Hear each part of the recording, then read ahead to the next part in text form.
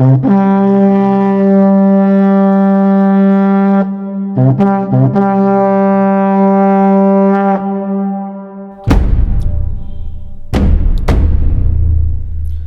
everyone, this is Gary from Fantastic Fundas, and today we are continuing what we started discussing in the earlier lecture, and this is about the princely states of India.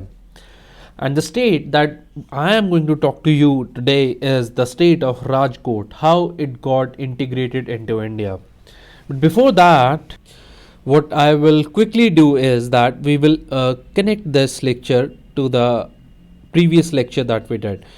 Now, you already know that how Congress agreed to be associated with All India State People's Conference, and the Congress over here, they got together, right?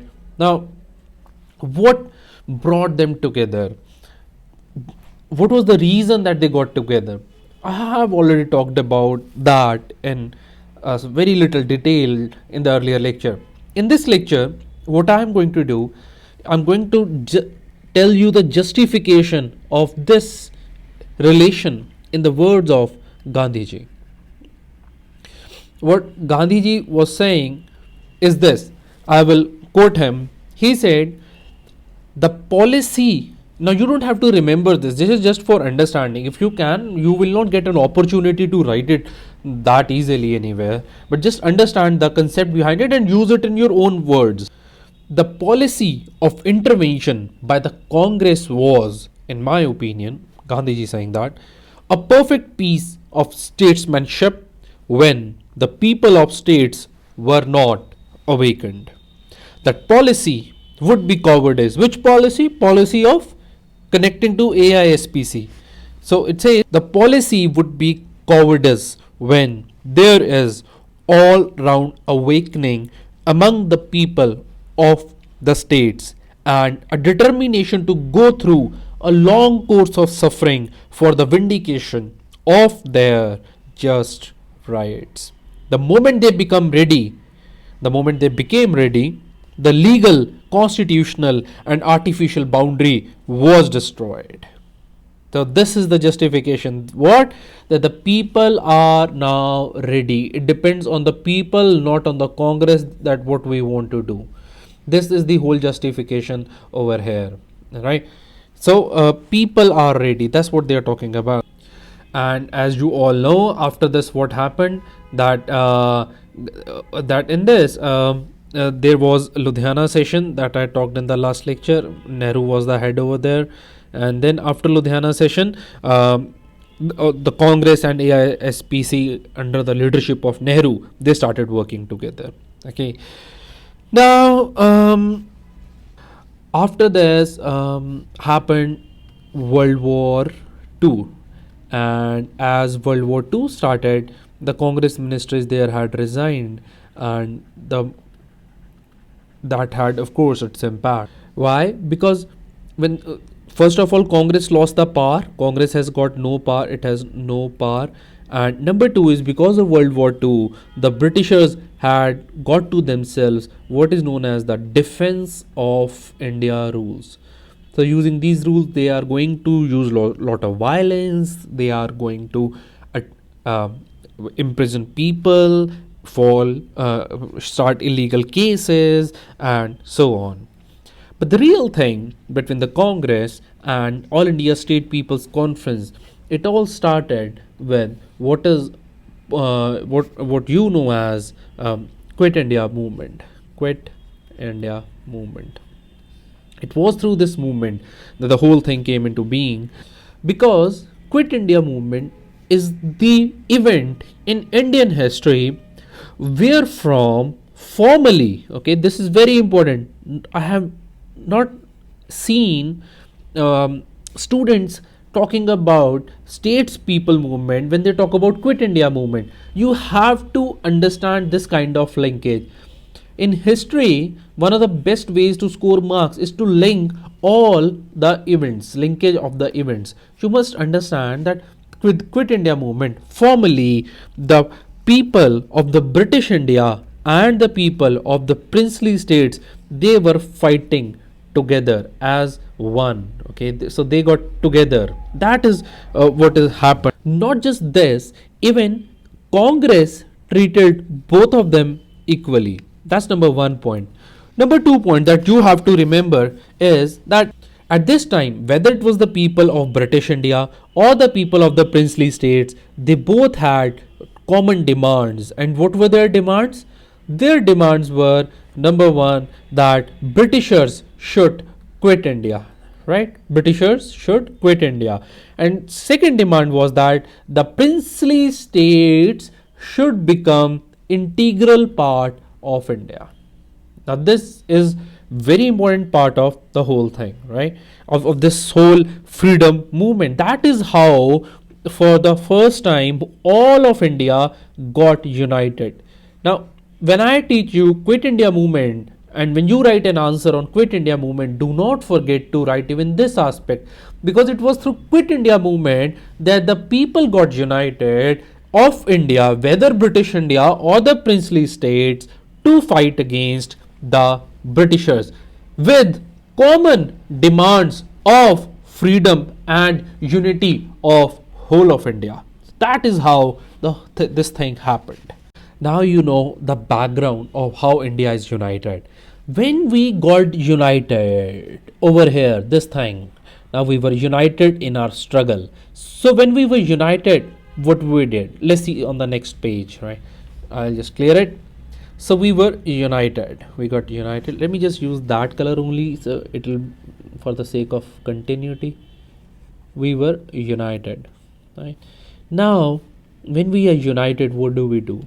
We raise voice against the injustice, because only then you can raise voice against injustice, when you are united. So you raise the voice.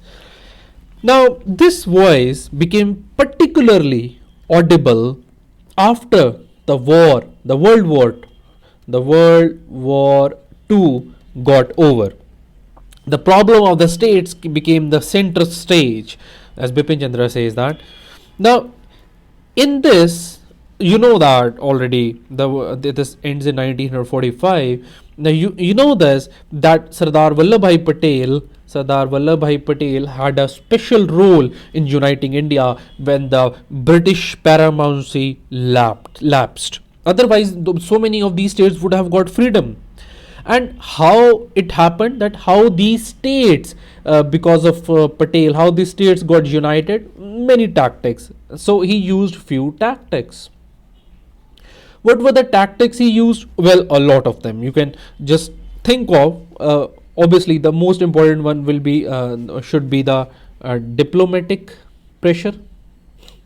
Right, that's how diplomacy works. You talk over there and you put pressures of various kinds, and then in some cases even arm twisting was done. Okay, so basically whole interest was uniting India. Number 3 was popular movements happened in few places. We will be talking about these movements. And then even some states had their own realization that independently they have no existence. It's better to join India, only then it will be profitable to them. And how did all these people, through realization or diplomatic effort or arm twisting or popular movement, join India? They, all this over here, this led to one thing, and that was actually what is technically known as instrument of accession. Now your answer must contain this word. This is important for your answer. Instrument of accession when you write. But in all this, there is one thing that you have to understand, and that is that not every state agreed to join India on these bases that I have just talked about. For example, the states like Travancore, that's there. And then you have Junagadh is there, Junagadh, and Kashmir is there, Hyderabad is there. So all these states, they just kept on holding out till the last minute, And finally, to one state that actually really troubled India, about which we are going to talk in detail, is the state of Hyderabad. To understand all these problems, I am going to discuss in detail about the state of Rajkot and Hyderabad, right? And see, Rajkot was among one of the smallest states, and Hyderabad was among the largest. And Gandhiji personally intervened in Rajkot, and over here even the army had to be used, right? So that is how we will be discussing. The best way to understand the state of Rajkot's accession to India is through these videos of the serial called Pradhan Mantri. You can just Google this and you can watch it. The problem, okay, let me first tell you the good things. The good thing in this serial is that all the thing has been acted, so it will help you memorize. But the bad thing is, so that's the good part about it, is good for memory. But the bad part is this, that this video is not exactly suited for the purpose of examination. These videos go into lot of detail which is more factual than of understanding, and UPSC exams are more about understanding the logic. It's about more number of points, and this serial over here, it does not fit properly into this purpose of our examination, and that is the reason I will be talking about these Rajkot and so on, and Hyderabad in particular over here. You just listen to this story of how Rajkot got united into India, and then you can also forget it actually, because normally this will not be asked, but you never know. Unpredictability is the second name for UPSC. So let's start with the story of Rajkot over here. To understand the story of Rajkot, first you need to know what is the importance of Rajkot. Rajkot, okay, I'll just give you a rough location of it, right? This is not the exact, this is a very poor map actually I have drawn this time. So Rajkot is somewhere over here, right? Now Rajkot was very important, not for Indians only, but for the Britishers also. For the British, its importance laid in the fact that they controlled many of the new states in this area of the Gujarat side or the Bombay side from the state of Rajkot. That is the importance of Rajkot to Britishers. But what happened? The background story goes like this, that from approximately 1910 to approximately 1930, Rajkot was for these 20 years it was ruled by one person called Lakhajiraj. That was his name, Lakhajiraj. Now he was a good ruler. Why I call him a good ruler over here is because Lakhajiraj was the guy who did lot of industrial development in the region. Okay, industrial and political and educational, all these developments were done by Lakhajiraj. Plus, one important feature of his was that he also conducted elections based on universal adult franchise. Universal adult franchise, I hope you know this. It means that everyone had a right to vote over there on the basis of certain criterion. Whosoever followed those criterion, even the females had this right. So that's how it started. Irrespective of caste, religion, everyone had the right to vote. This was not common at that time. Now, Lakhajiraj, he was also known as Thakur Sahib. Anyway, Thakur Sahib. This he was a very nationalistic person, Lakhajiraj. For example, he would wear khadi in defiance of Britishers. He would allow political happenings in his state, so so on, right? And then he had special admiration for Gandhiji. Whenever Gandhiji, he would call him a son of Rajkot, And whenever Gandhiji would come, he would make him sit on the throne, and he would himself sit in the darbar, and he would give grand welcome to Nehru. So such were his things, right? And then in 1939, Lakhajiraj, he died. That was the unfortunate incident that happened. And then when he died, came to power his son. His name was Dharmendra Singhji.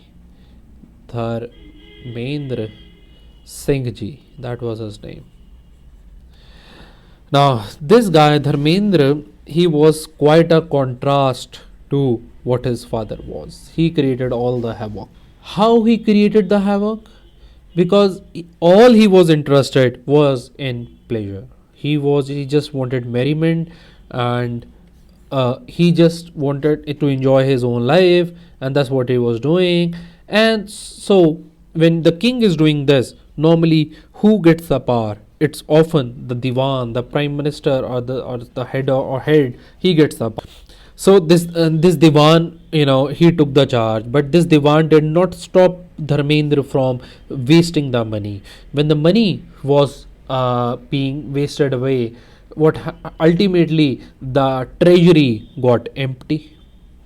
When the treasury got empty, now you need money. Where would the money come from? Money would come from by selling the rights. What I mean is that often the kingdoms have the exclusive rights to trade. For example, exclusive trade in matches or sugar or rice. So here the trade rights were sold, and moment the trade rights are sold, the price of the trade is decided by the businessman. And when businessman came, he got into power. What they did, they made the things costly, even of the daily use. And when daily use things grow costly, people get angry. And when people get angry, see, it's very simple. You remember the India government earlier, when it fell because of the onion prices. Now, whatever the reason be, this is not a political statement, just giving you an example that how if things grow costly, they can be bad, right? I'm not comparing those to Dharmendra Singhji, just giving you an example. So when things got costly, or let's take the example of Congress also. Everything got costly recently. The UPA government, and they had to lose the power. So people get angry, and when people got angry, there is discontent, and when there is discontent, and when there is discontent, people protest. Ultimately, we have to reach the protest of the whole story, whatever the movement be. When I teach you world history, even in that, whether it's the French Revolution or the whatever revolution it is, everything ultimately will result in protest, and after protest there are changes. After that, some bad king comes, and there again protest. The whole of the history can be summed up this way. So all these protests, they were led by various people. Who these people might be, we need to know their names, okay? Because whenever somebody leads you, there have to be leaders. So various groups were formed, and there were various leaders, and who these leaders were, I'll just name them. One important leader over here, it was UN Debar, very important name. Number two leader that was very popular here, it was Balwantari Mehta. Just the old names, we have already taken all these names once, right? Balwantari Mehta, right? You just remember these two names. And for the curious souls, there was one Mr. MM. His name was Sukh Lal Mehta, right? So that's how it was going on. And then they started struggling. So how did these people struggle? I am going now to talk about their struggle. Like there were strikes in the state owned cotton mill, or there was this issue of gambling, because it at Gokul Ashtami affair. So what's going on is that there was some sort of protest and people were agitated. You don't have to know all these details. Please don't waste time on that. Now after all this, what happens when there are strikes and protest and satyagraha is also going on. You don't need to know detail of all this, but just understand there were protests, in what shape the strikes and against gambling. Now this has a religious overtone to it, and then satyagraha. Just remember these three things. And after this, please remember that this struggle was very well organized. Right now, now due to all this, the Britishers, they started getting worried that what will happen now. This movement will spread to other parts of India. Mr. Lilithgow, he was there at that time, Viceroy. He got very worried. He wrote a letter to Secretary of the State that this is going to be troublesome. Everyone, Britishers will always be worried, and that was the strategy of Congress also to fight. So they were very worried what to do. So in all this background, these people who were satyagrahis, they talked to the Thakur, and he agreed to go ahead with the settlement. Okay, so there was a settlement after this, right? And in this settlement, it was agreed that the privy purse, the amount of money that the king gets, that would be reduced, limited. And number two was that all the prisoners who were arrested during all these protests would be freed. Right? That is how it was going on. But one important part of this settlement was the formation of a committee. This committee was to have, this is important part of this whole lecture that you should remember from this lecture. This committee was to supervene over the 10 state subjects. That, like, you have subjects, right? Subjects means the things over which you can make laws. Or let's say, for example, home is one subject, law and order comes under home. Same way, right? So there were 10 subjects for which committee was to be formed, and the members of this committee, right, the members of this committee were to be, as said by Sardar Vallabhbhai Patel. Now Britishers got to know about this committee. They said, how can Mr. Thakur over here do this without talking to us? They said, Mr. Dharmendra Singhji or Thakurji, you please do appoint the members in this committee as we say, right? So, but Britishers were very clever, and they said, you deny to Mr. Sardar Vallabhbhai Patel on the ground that the committee formed was consisted only of the Brahmins and the Baniyas. There were no Rajputs in it. There were no Muslims in it. There were no depressed classes in it. That was the logic. Now, please do not get carried away by this, because the selection, you cannot question Sardar Vallabhbhai Patel's credentials on this. Actually, the whole issue over here is that this was the best list formed, and this is just an excuse to divide the people. You see, please understand, the country had a Sikh prime minister, so it doesn't mean that others were not getting benefited. Like, whatever his thing was, good or bad, it was good and bad for all of us. Okay, and then same way, it's not against Muslims, it's not against the depressed classes. Muslims in India do not get benefited by governance only when there is a Muslim head. No, that's just not true. You see, whosoever the head might be, he is supposed to be a secular person, irrespective of what his own religion is. Same was this case, but it's a British policy. You see, the depressed classes can grow even if somebody from undepressed class is ruling, and general class can grow also when somebody from depressed classes is ruling. So these things do not have a direct relation as such, though people do build up a relationship on these bases, but these grounds are not valid, at least to my understanding and to my mind, right? That's how it is. And what do you think about it? You can always put in the comment section. I'm open to change if there is a solid logic behind it, but to this day, that's how I understand it, right? And that's how I feel it should be. Anyway, so this agreement that members would be there, it was breached, and This because this agreement of was breached or regarding the members, so the satyagrah started again. That, oh, Mr. Thakurji, what you have done is not right. This was not part of it.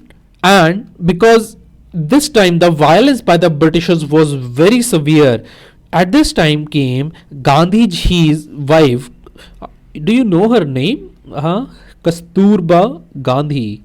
Please do remember this. So Gandhiji's wife, she was in very poor state of health at this time, and but in spite of that, she came to protest over here. Everyone said she should not be going here. It was an act of bravery. Please understand this. And she was also accompanied by Sardar Vallabhbhai Patel's daughter, whose name was Maneben Patel. She also, along with Kasturba Gandhiji, both of them played a very important role in this Rajkot, and they were arrested and they were taken 16 miles away, some very far from the Rajkot, in some village. Then they were put there. Now, Abhi, when wife is in jail, what would husband do? He will have to run. So this is what happened. Gandhi came running to Rajkot that I will also protest, and he started protesting there. And of course, that's just, I'm kidding. He was actually concerned for the people of Rajkot also at that time. And he said to the official prince over there that, you guys, if you don't agree to the original contract as you had with Sardar Vallabhbhai Patel, then I am going to put against you. And my protest is not ordinary protest ever. Gandhiji always likes to do fast unto death. That is his favorite. So he did that, right? That's with due respect to him. So he does that, fast unto the death, and the Thakur over there are nobody agrees over there what is to be done. Agrees to the old contract, and Gandhiji begins his fast in Rajkot. And actually, it's not this Gandhiji's fast has a lot of hidden things to it. What are those things? Whenever Gandhiji fasts, the nation is with him, and whenever he's fast, the nation gets worried because nation is with him. So in other words, it is simply a call for nationwide protest. And whenever Gandhiji fasts, because you must have seen his pictures, he's a very skinny guy, so, and because of that, his health would always deteriorate very quickly. And whenever his health deteriorated, people will get worried, because people at that time loved Gandhiji. You see, a lot of people these days question the work of Gandhi. It's utter foolishness. I tell you the reason. Why would thousands and millions of people be worried? And one example of this was that when his health started deteriorating, people bombarded, that is the word used, bombarded the telegrams to the viceroy to take some action. And the Britishers were worried now because of this fast. And what they said, okay, fine, we'll refer this case to the Chief Justice of India at that time, Sir Maurice Guyer. I have already talked about him, mentioned him, Sir Maurice Guyer, and Maurice, Maurice. So Maurice Guyer was there, that whatever he decide, that will be the final, and let him see that whether the contract is being breached or not. And Gandhiji thought that this would be fine, and thus he broke his fast. So after this, the fast is broken, as I said, and then these people, the Thakurji or whosoever the head was at that time, they all refused to accept the award, because the award was, as Gandhi said, that it is being breached. That was what the Chief Justice of India at that time decided. And the things got worse after this, because as I just told you, a lot of people started demonstrating against Gandhiji's prayer meetings at that time. For example, Jinnah said that there is no Muslim participation in it. And then Ambedkar came. Ambedkar said there is no depressed class participation in this. So actually, British became sort of successful in their plan over here. So at this time, Thakurji, these people were protesting. So at this time, Thakurji was never interested in doing anything. So there were protests. And Britishers, why would they ever be keen on doing? In any case, they had everything to lose, because if had they done something, it would have meant the win for the Congress. So British were also quiet. So all in all, the Satyagrah movement here had failed. Now Satyagrah failed at this time, but you see, the failure over here was only in the sense of the in the terms of its objective to be achieved, but it was this Satyagraha movement which politicized people, and it was because of this politicization of the people that ultimately Rajkot finally joins India under the leadership of Sardar Vallabhbhai Patel later on. That is how the whole thing went. You cannot look into this movement in isolation. That is the point I want to stress upon. Now, how ultimately Rajkot joined, that goes beyond the scope of modern history, because that becomes part of the post independence history of India. So, I will end the Rajkot story here only. In the next lecture, I would like to talk to you about the state of Hyderabad. That's a bit long story, but the lecture won't be that long, and I'll try to quickly finish off this topic at that time. And now, if you like this video and you want to pay to me, you can pay by share, pay by like, and pay by subscribing. Subscribing is not payment, that's for you actually. If you like the videos and you want all the future ones to come into your email box, you can subscribe here, but you can always pay me through sharing this video. That's the best thing you can give me, right? So that is all, and thank you so much for watching this.